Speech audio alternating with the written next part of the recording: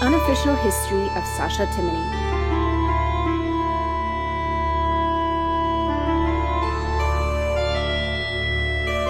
Part 6. The Fire Below.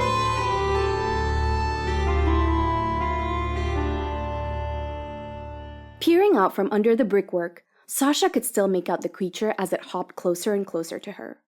The squawk it made as it came chilled her blood, and she could feel herself beginning to panic. Eyeing up the rooftop, she could see no other signs of cover, certainly not anywhere that she could easily reach. Her hand gripped the hilt of her needle. She would have to fight her way out. She watched as the bird came closer. Then, for a moment, it seemed to vanish. Sacha stopped breathing. She felt her heart beating fast in her chest. Up above her, she began to hear a faint scratching noise. Crouching down and breathing as quietly as she could, she leant forwards to try and look out. Squark! She leapt back as the head of the bird appeared from the ledge above. Its beak began snapping at her as she stumbled backwards. The soles of her boots skidded on the stone as she tried to steady herself. Warm air coming up from the fireplace below gave her some support, but she could feel this was not a safe place to be. Bending double, she felt for a secure handhold and then slowly lowered herself down. Peering over the edge, she could still see the manic eyes of the bird as it searched in vain for its escaping prey. Sacha's feet tapped against the inside of the chimney as she looked for support. The surface of the stone was smooth, and many layers of soot had made it slippery to the touch. Looking down, her head began to spin as she realized her full predicament. Far below her, a large cauldron sat atop a roaring fire. Yellow and red flames licked the back iron, and the air above it was stifling. Yet still, in front of her lay certain death in the beak of a ravenous blackbird. Listening as hard as she could, Sacha tried to make out what was going on in the room below. It was hard, though. Between the squawks above and the crackling of the flames below, she could make out precious little. There was nothing for it now. She could climb down. Indeed, she barely climbed back up. She would have to chance her luck. Sacha let go of the ledge. Tumbling hard, she felt herself pushed from side to side in the currents of hot air.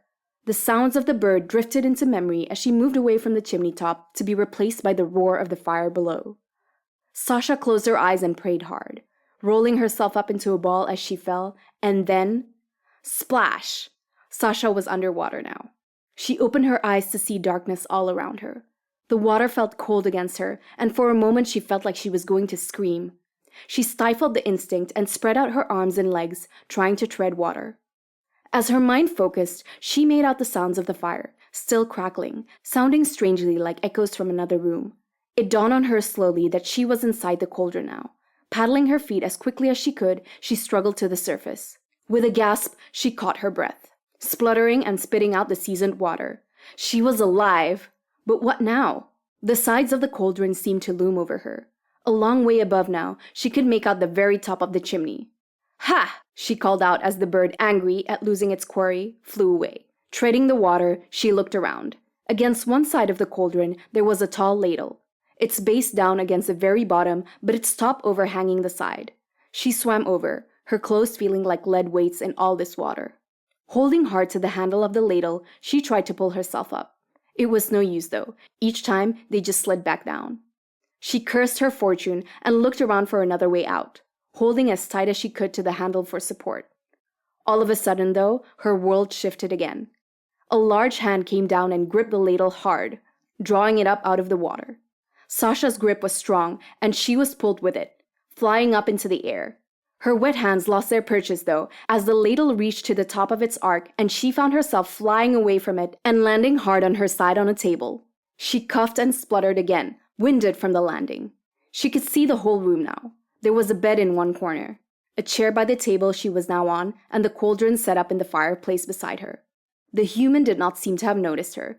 She was tipping vegetables and chopped meats into the cauldron and singing as the scent of food filled the room. Sacha's muscles ached. She pulled herself to a crouch and slid behind a tall bottle to observe the human less noticeably. Just then, though, the door to the room creaked open, and in stepped a tall man, dressed in a long frock coat and hat. He loudly greeted the woman and walked in. Sacha tried to step back, but she felt her foot slip as she stepped into a small puddle of something sticky. She couldn't help but cry out as she fell hard again. "What was that?" said the man, turning to look at the table.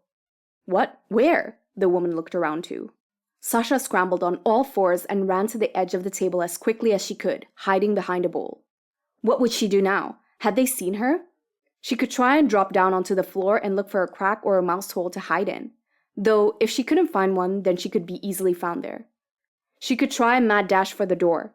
It was still open. Maybe she could make her way out before they saw her properly. Or, she gulped, maybe this was it. Maybe she should risk actually talking to the big people. She knew well enough the penalties, though. What should she do?